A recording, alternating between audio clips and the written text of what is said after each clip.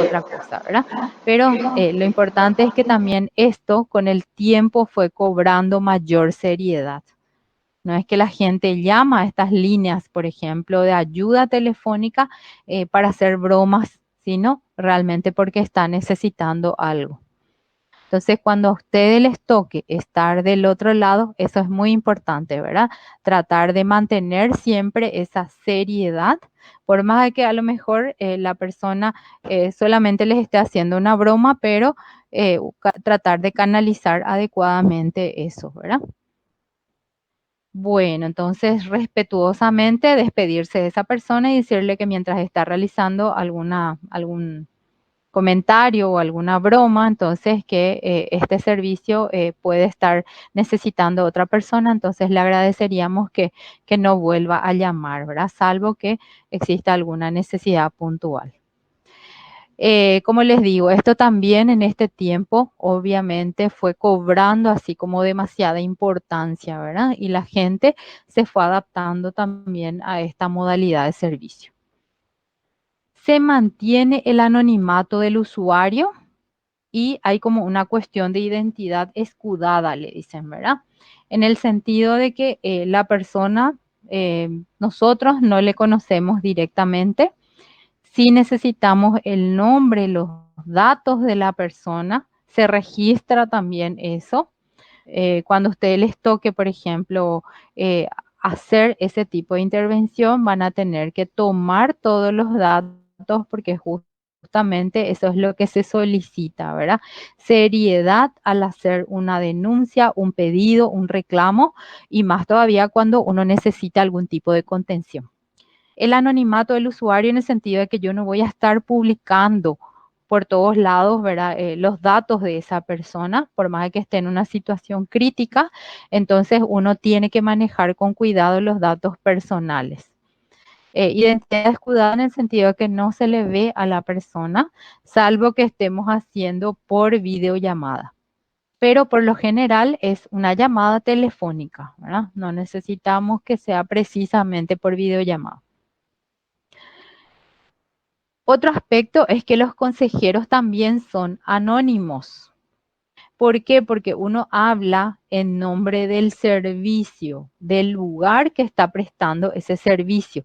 Por ejemplo, si yo estoy trabajando del otro lado en Fonoayuda, el Ministerio de la Niñez, entonces voy a decir Fonoayuda 147. Entonces, digo un nombre que yo puedo utilizar, por ejemplo, como un seudónimo, como para que la persona también se refiera a mí, ¿verdad? Puedo utilizar, por ejemplo, mi segundo nombre, puedo utilizar un apellido, puedo utilizar un nombre ficticio. Pero eso también, no es que yo en cada sesión voy a estar cambiando, sino que por lo general se mantiene esa denominación, ¿verdad? Entonces, para que la persona sienta de que no está hablando con un robot, está hablando con una persona, pero que también lo que tiene que contar ahí es de que es un servicio que se presta desde un establecimiento puntual. Si hay alguna pregunta, gente, me interrumpen nomás, por favor. Otros aspectos que incluye, ¿verdad? El servicio de consejería telefónica es que muchas veces las personas que están del otro lado pueden llegar a ser voluntarios, ¿sí? En el caso de ustedes, cuando vayan a estos servicios, adquieren, por supuesto, no precisamente la calidad, la calificación de voluntarios, sino sería más bien de pasantías, ¿verdad? Pero pasantías supervisadas. En otros países sí se implementan estos sistemas de voluntariado. El 911 de la Policía Nacional, por ejemplo, tiene personal, por supuesto, encargado exclusivamente del área, pero es personal pagado. Pero en caso de que reciban pasantes, entonces ese grupo sí no sería un personal pagado, remunerado, ¿verdad? Otro aspecto también es la necesidad de la grabación de la llamada para la supervisión e investigación. ¿Qué significa esto? que las llamadas, por lo general, dependiendo también de las características del servicio, quedan grabadas, porque esto después se puede llevar a un peritaje, a una supervisión, a volver a escuchar inclusive esa llamada, volver a tratar de entender qué es lo que pasa con ese caso puntualmente, ¿verdad? Y por otro lado, también la posibilidad después de realizar investigaciones con respecto a esto, a los casos que se van presentando, ¿verdad? Inclusive se llegan a hacer estadísticas así sumamente interesantes de cuántas llamadas realmente tenían que ver con el servicio. O a veces llaman a un determinado número de fono ayuda, pero solicitando cualquier dato o información que no tiene relación con el servicio, la esencia de ese lugar o de ese centro. ¿Ya? Entonces, todo eso también se va documentando, se va registrando. La creación de redes u otras instituciones comunitarias para la referencia de los usuarios. ¿Qué entendemos por eso? Y puntualmente, cuando nosotros vamos a trabajar en servicios de apoyo a personas en situación de vulnerabilidad, por supuesto que necesitamos generar redes, otras redes de apoyo que van a tratar de dar ese soporte en caso necesario. ¿Por qué? Porque muchas veces las llamadas que vamos a recibir las vamos a tener que derivar dependiendo del caso, ¿verdad? Si se trata de una situación de maltrato infantil, de abuso sexual o alguna situación en donde la persona se encuentra en, qué sé yo, atravesando por una crisis, como por ejemplo esta de las inundaciones, entonces vamos a tener que buscar la manera de ir generando esas redes, esas alianzas con otras instituciones también. Por lo general, nuestras instituciones así de apoyo esenciales vienen a ser Policía Nacional, vienen a ser el Ministerio Público, Ministerio de la Niñez, de la Mujer, puede ser también la Secretaría de Emergencia Nacional, algún centro de salud asistencial, ¿verdad? Para casos así de urgencias. Y ustedes también saben de que el 154 se abrió como una línea exclusiva para los casos también de sospechosos de COVID, ¿verdad? Entonces, corresponde al Ministerio de Salud. A partir de allí también las llamadas, porque se centraliza esas llamadas, entonces se pueden derivar en función a las situaciones de emergencia.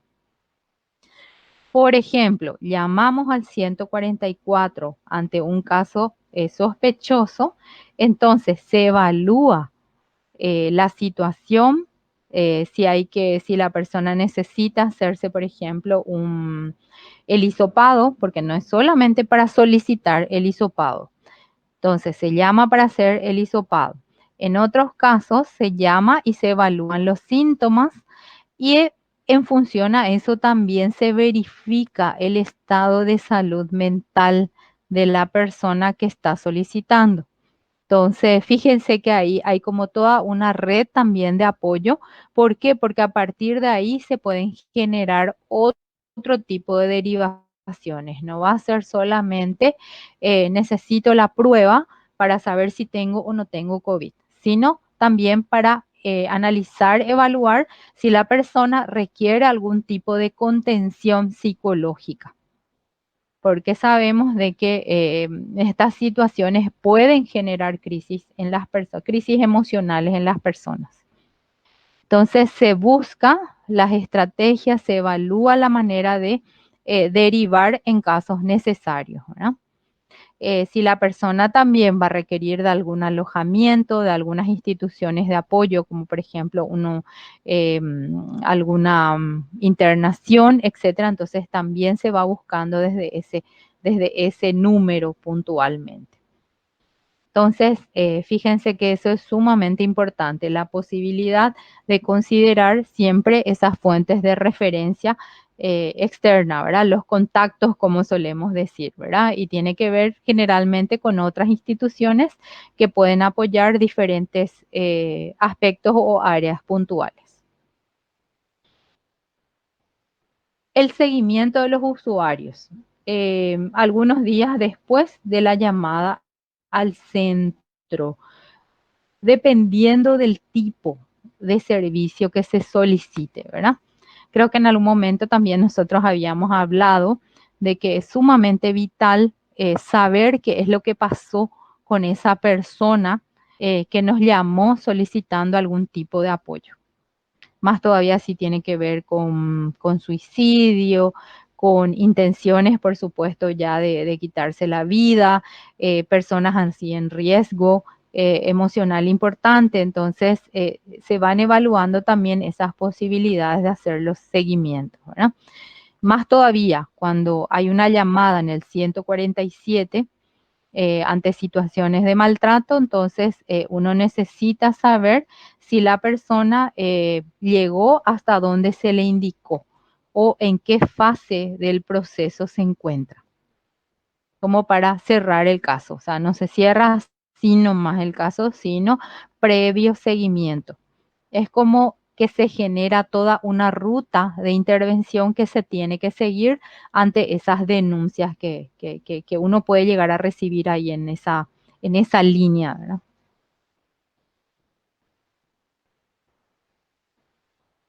¿Pregunta hasta aquí?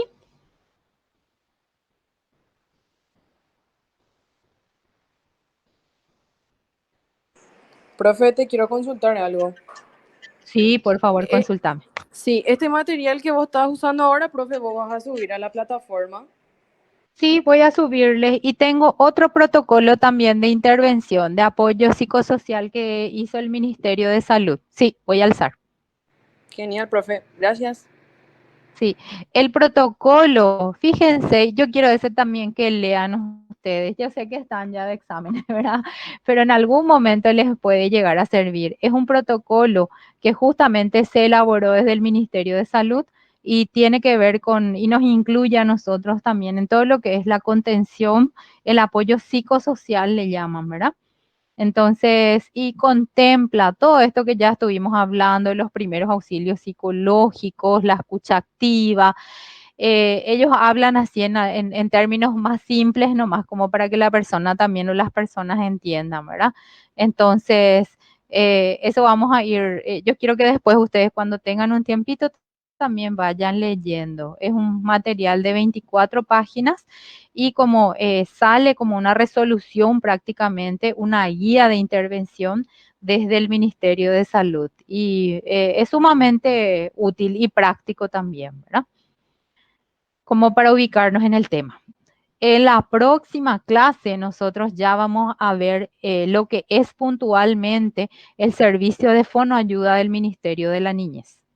Esto es así en forma genérica, por eso yo les quiero enviar como para que tengan uno de referencia que tiene que ver con el instrumento que lanzó el Ministerio de Salud para las intervenciones con los casos de COVID, ¿verdad?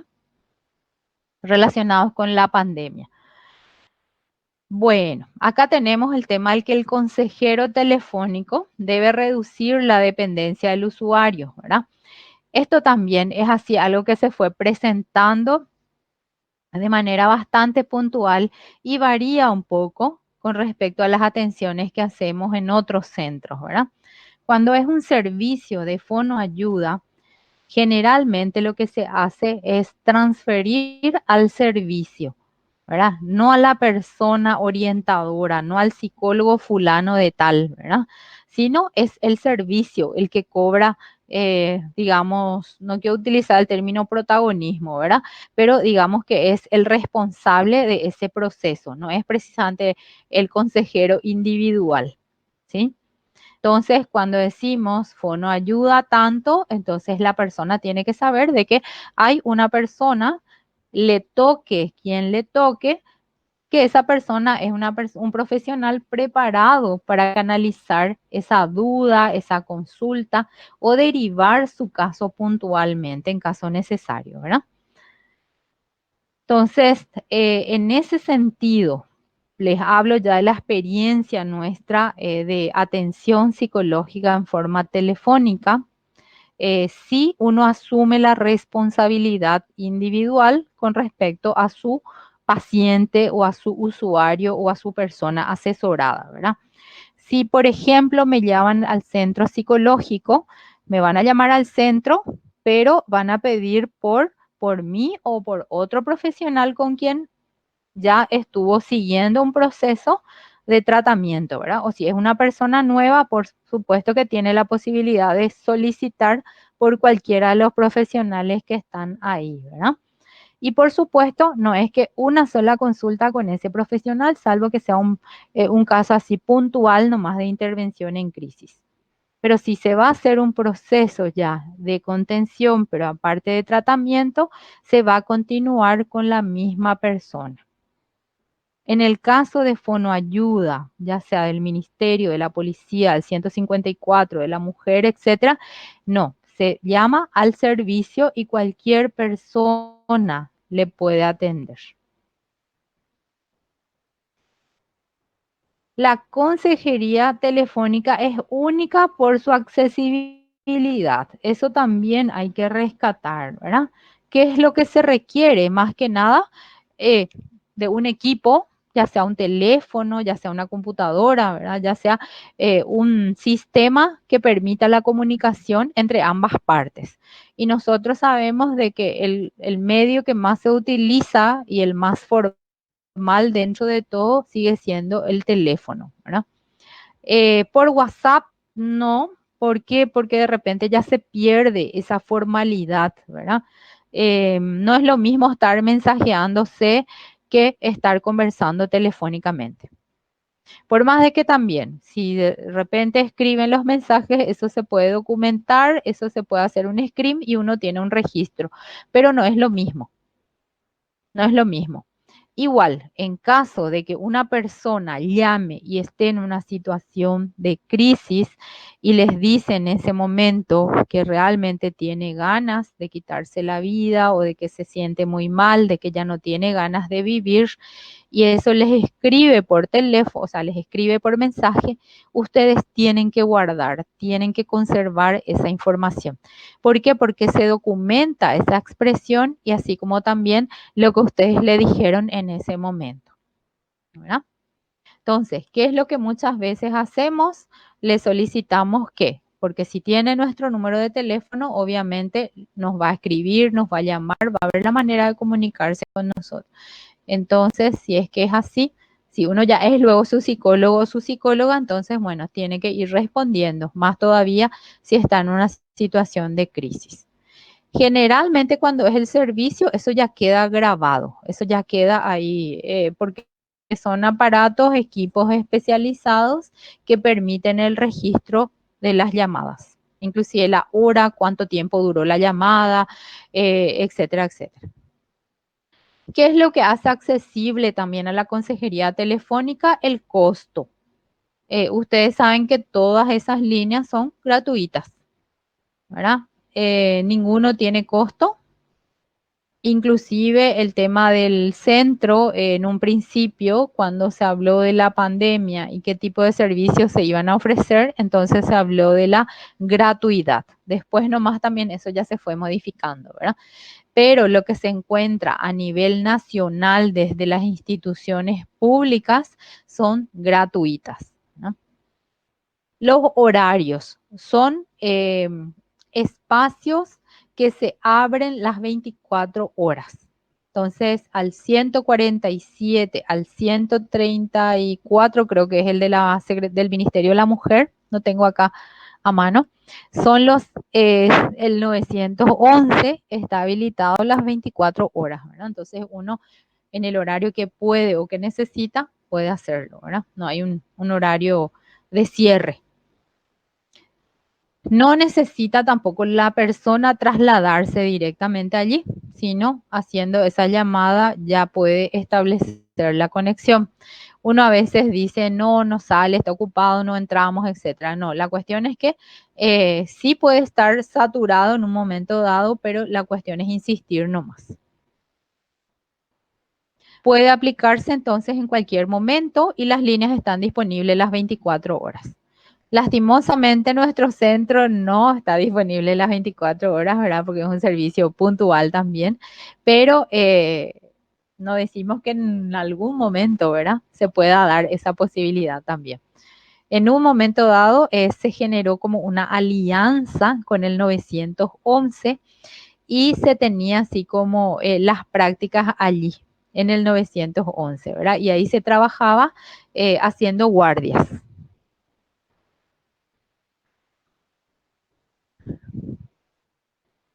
Como les dije al principio, ¿verdad? Se aplican los mismos pasos que los primeros auxilios psicológicos, los mismos pasos que PAP, ¿verdad? Ese contacto psicológico inicial desde el saludo esencial, ¿verdad? De identificarse, decir quién uno es, ¿verdad?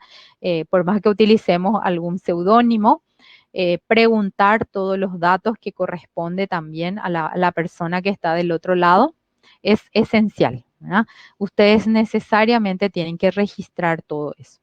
La escucha activa, esa escucha donde no es un caso más y eso requiere demasiada atención también. ¿Por qué? Porque hay que estar alerta a cualquier tipo de señal que nos pueda estar dando, ¿verdad?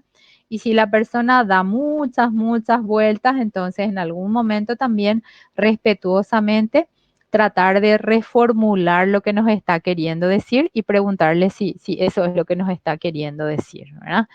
Porque hay personas que llaman y después no saben cómo nos van a explicar, ¿verdad?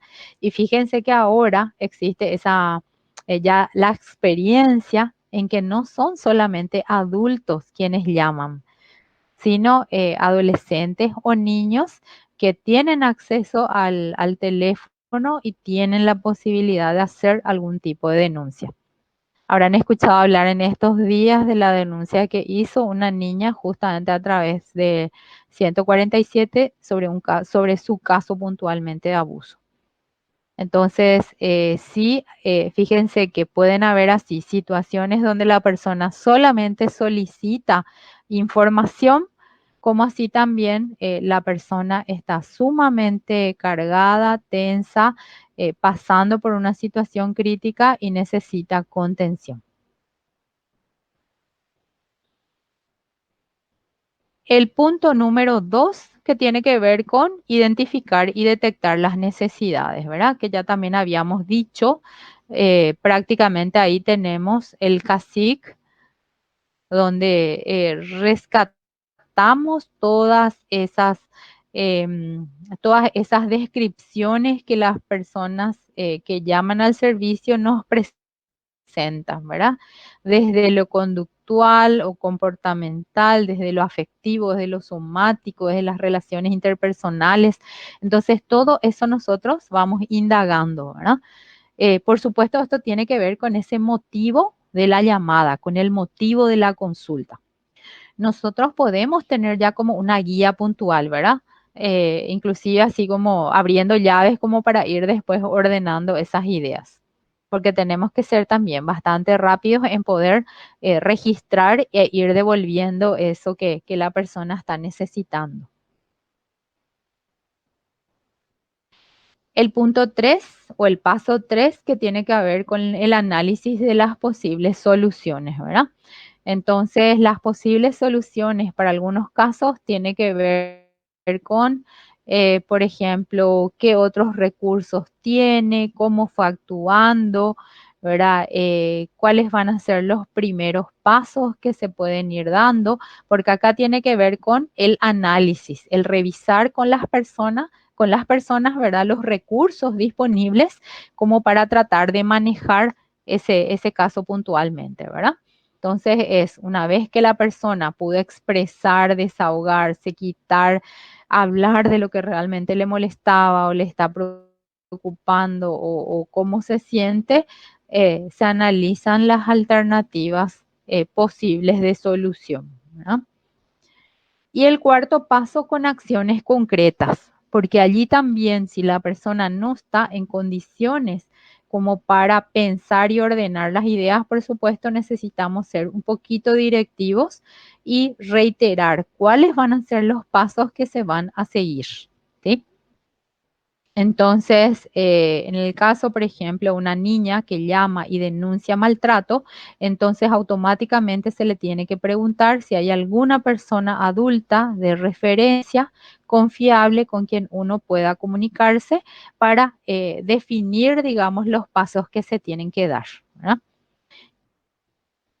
Eso es fundamental.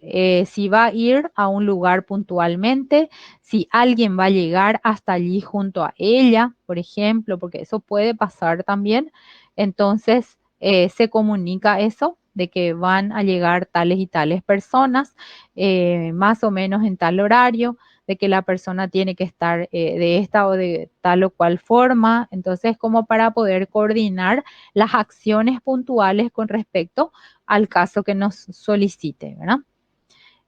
A nivel emocional, a nivel psicológico, por supuesto, ¿verdad? Cuando una persona llama y solicita algún tipo de contención, entonces, ¿cuáles van a ser los pasos puntuales que se van a ir siguiendo, ¿verdad? Eh, si va a recibir algún tipo de intervención, dónde va a recibir, con quién se le puede derivar, etcétera, etcétera. Y por último tenemos la parte del seguimiento. ¿Qué es lo que implica el seguimiento? El hacer, así como dice el término, ¿verdad? Seguir los pasos con respecto a esas acciones que se han comprometido, ¿verdad?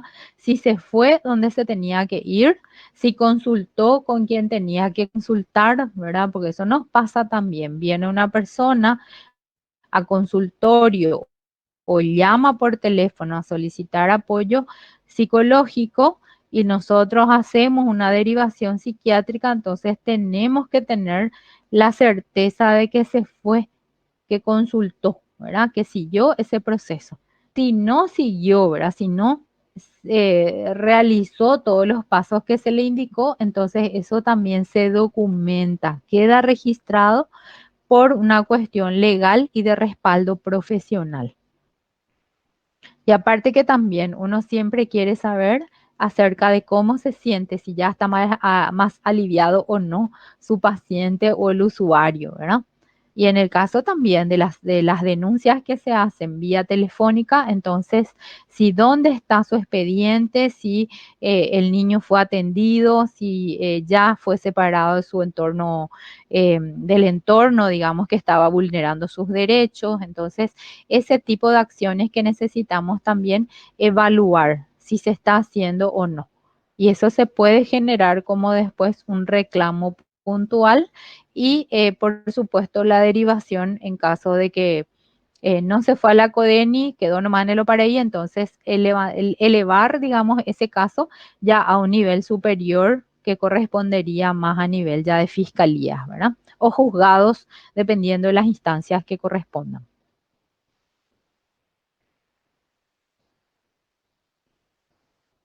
Y el último, que tiene que ver un poco con la evaluación e impacto del servicio.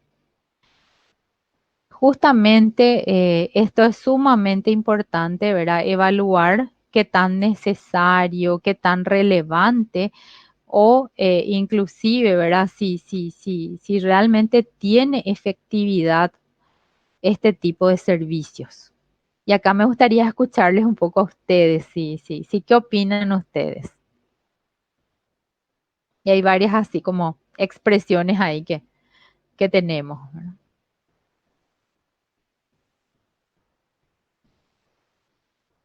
Sí,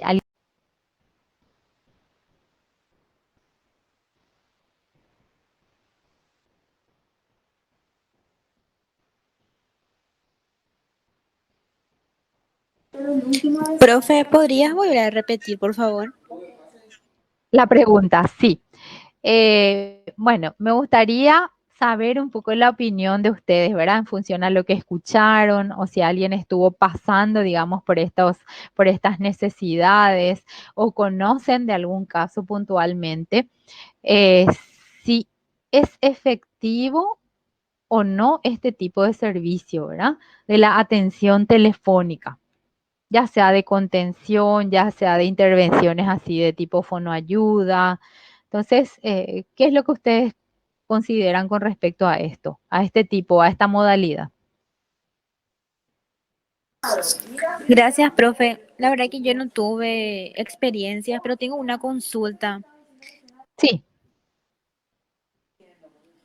¿A los niños se le hace el seguimiento psicológico luego? ¿Eso también cubre, bueno, digamos, el servicio, por decir?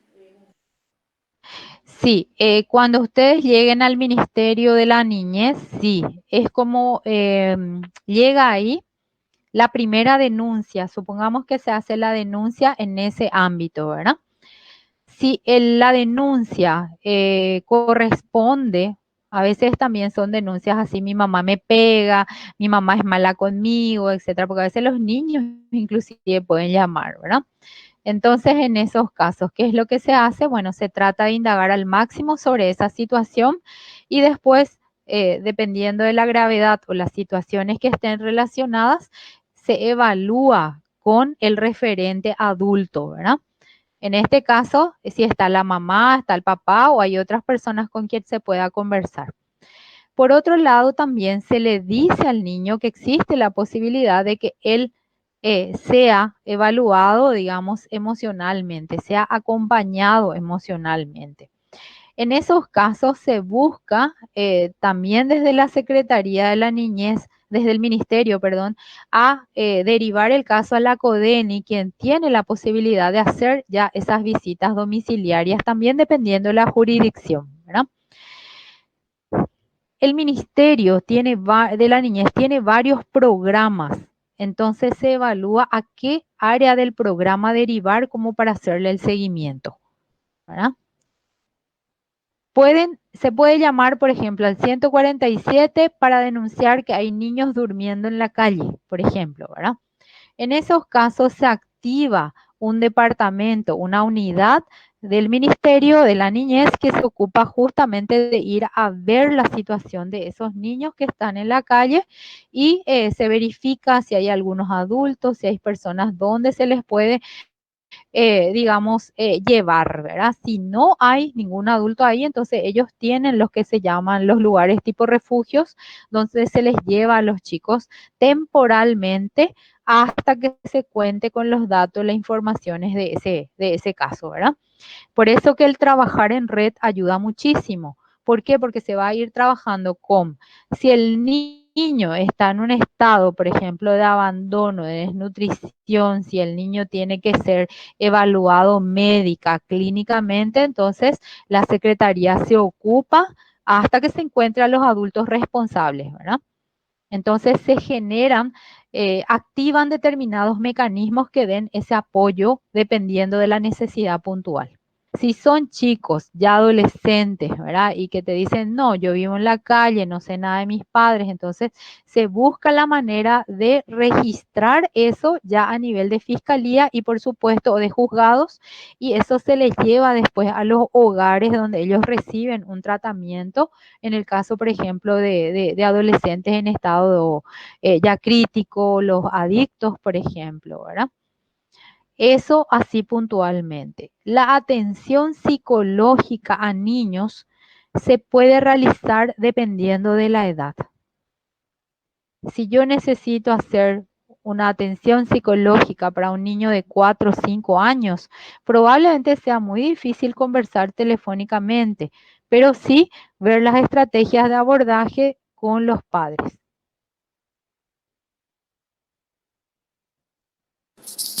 Clarísimo, profe. Muchas gracias. ¿Se entiende?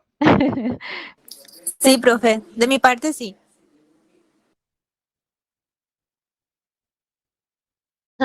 Qué suerte. Bueno, para ir, no sé si tienen alguna pregunta, comentarios, pedidos.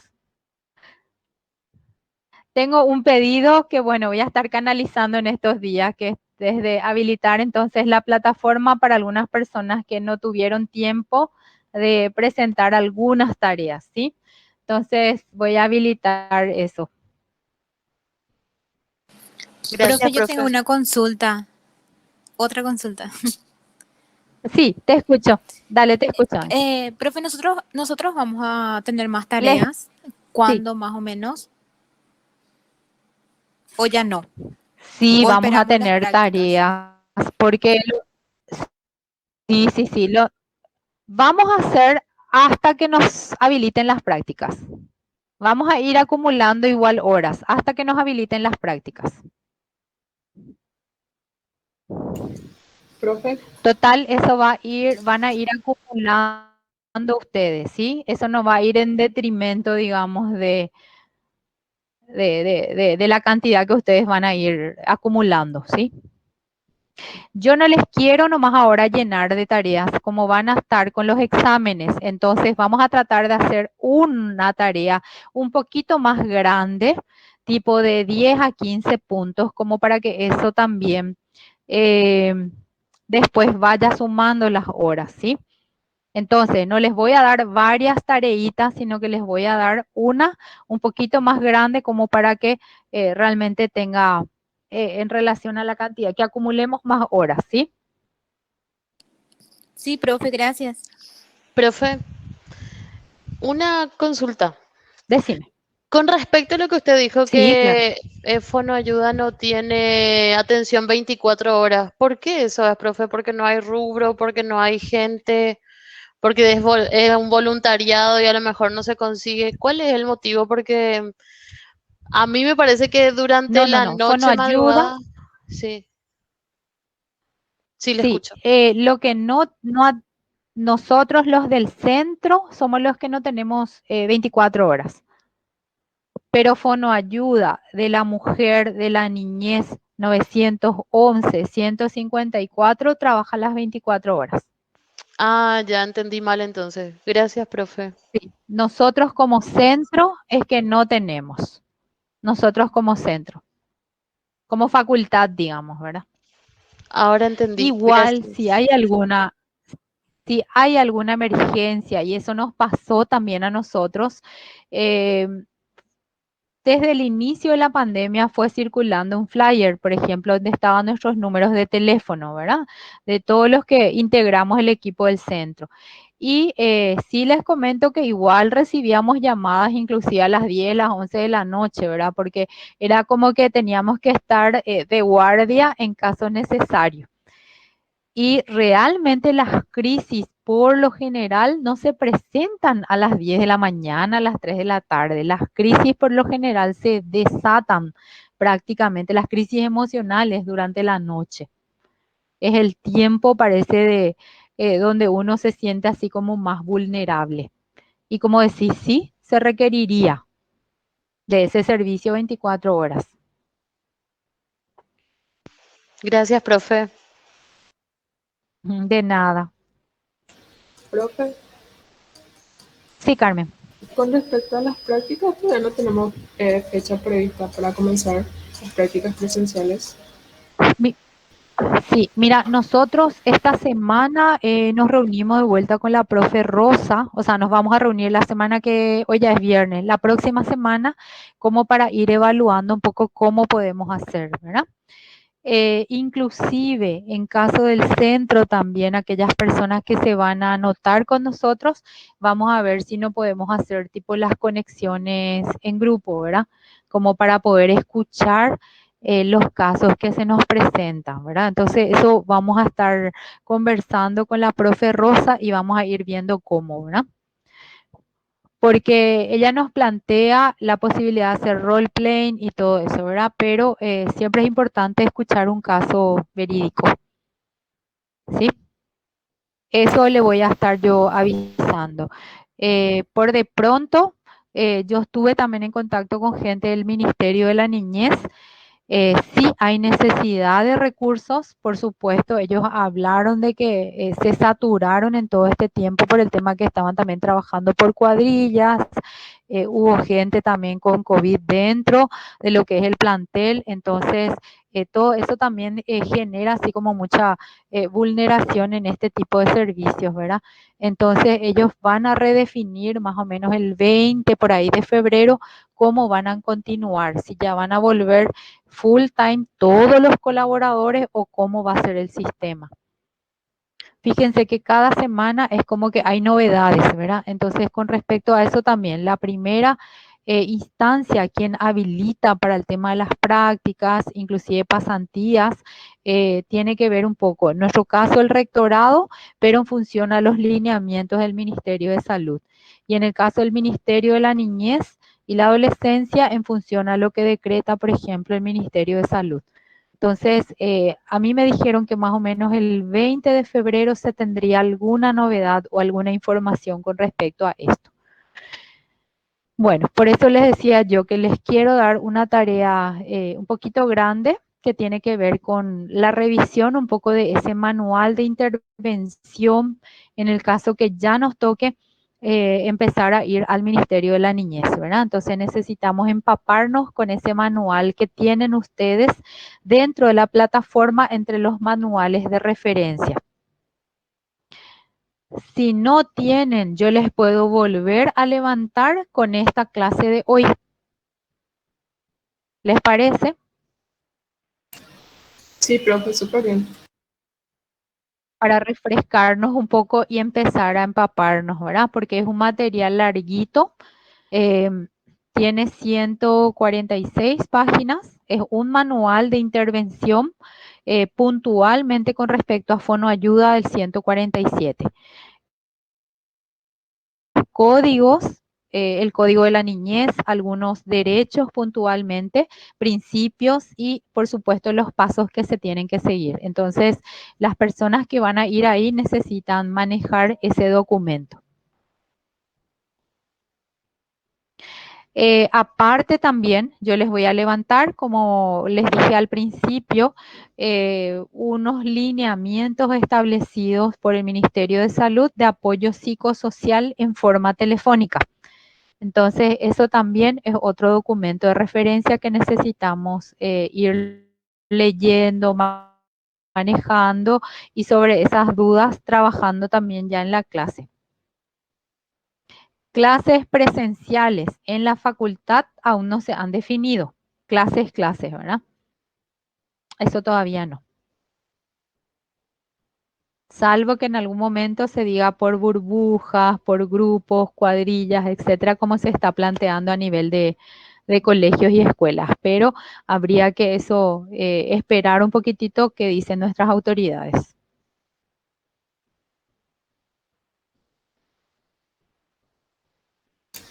Seguiremos esperando noticias. Bueno, espero tenerles. Sí, vamos a seguir, pero no se angustien, gente. Tenemos hasta junio. Tranqui nomás. Paso a paso, ¿sí?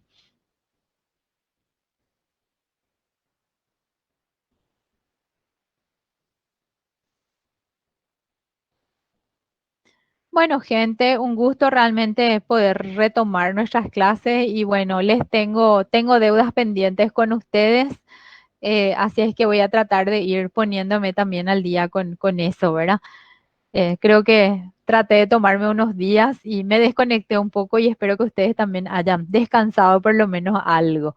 Y bueno, entonces, ahora con todo vamos a estar retomando nuestras actividades y sí, cualquier novedad yo le comento a Belén y ella de vuelta a ustedes, así es que no se preocupen por ese lado. Aunque tengamos que hacer las prácticas en diciembre, lo vamos a hacer, gente, así es que no se preocupen. Felizmente ustedes están en cuarto, todavía nos queda el siguiente año, o sea, este año, ¿verdad? En quinto. Pero bueno, vamos a ir juntando nuestras horas, vamos a ir acumulando. ¿Ya? Bueno, Gracias, muchísimas profe. gracias por la clase, por estar ahí y bueno, nos vemos, ¿sí? Nos estaremos encontrando de vuelta próximo jueves. Y Gracias, profe. cualquier cosa que les coincide con un examen el jueves, entonces replanteamos nuestro horario, ¿sí?